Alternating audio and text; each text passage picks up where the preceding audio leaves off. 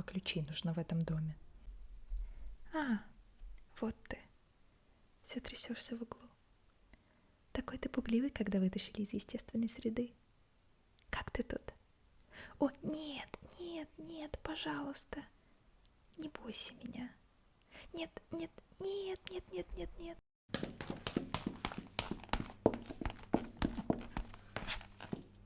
Никак ведь не помогает, правда? Не могу слушать твое нытье.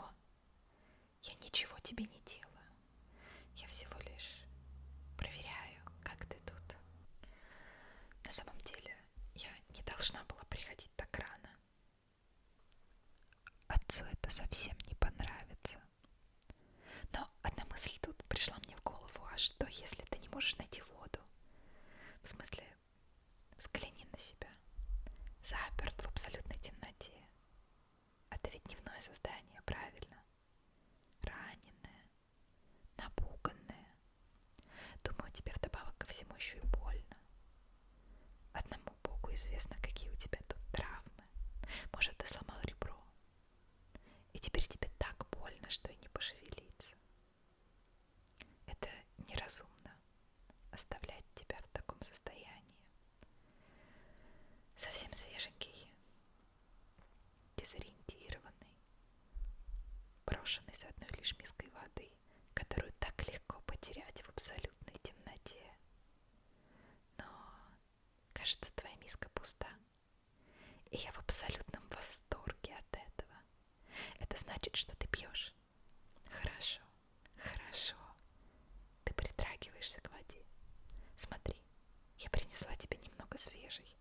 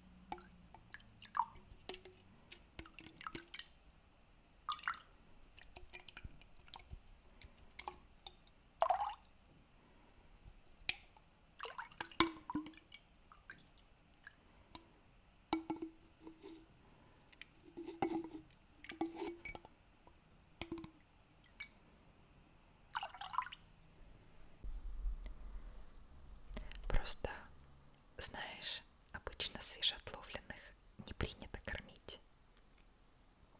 Да и разговаривать с вами нежелательно. Ну, просто считается, что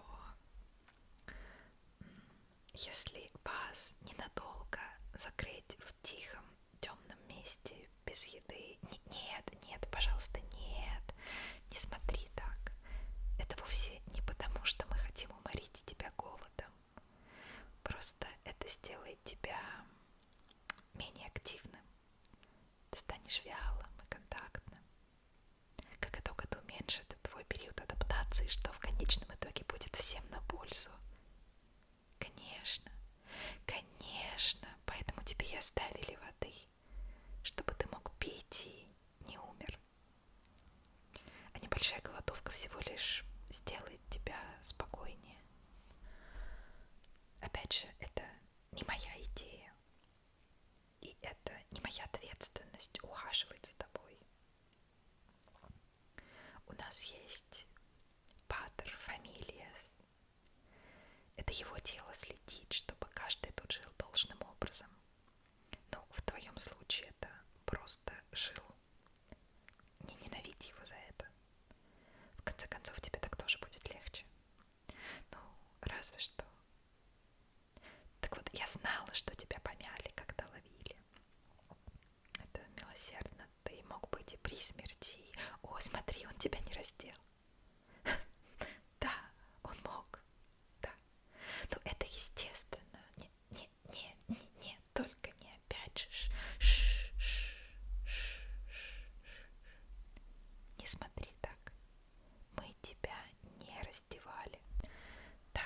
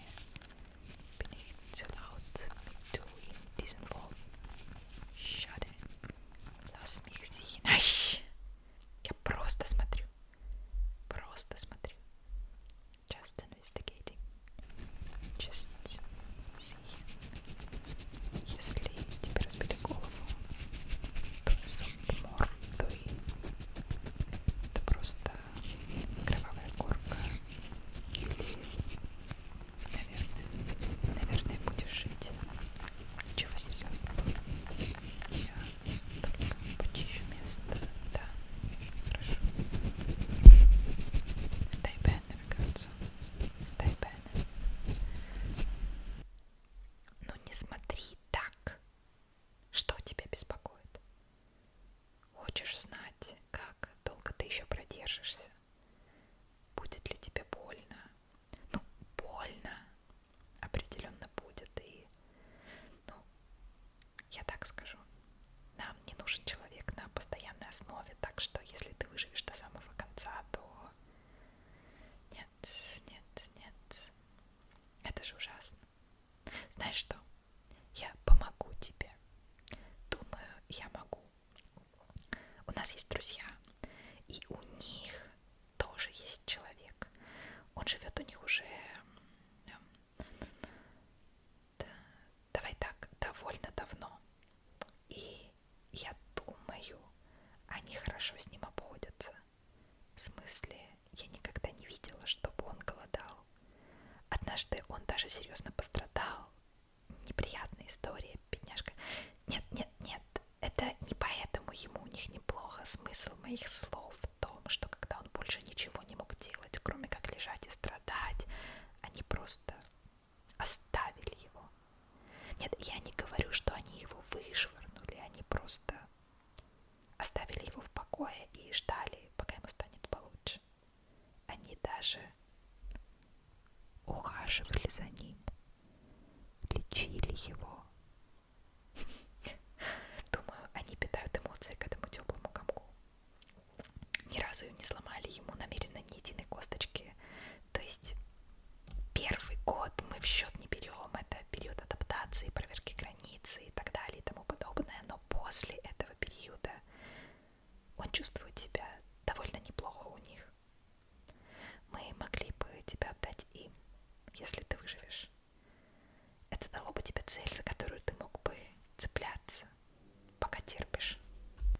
Я думаю, тебе все равно было бы одиноко.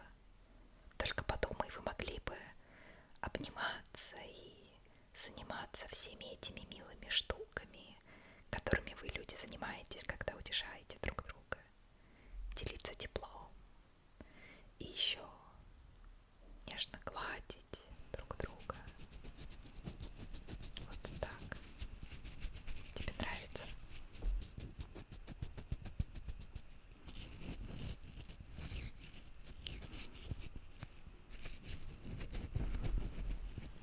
На самом деле, нам тоже это нравится. Тебе хорошо? Хороший, хороший мальчик. Уже даешься, чтобы тебя трогали. Ты теряешь сознание или засыпаешь?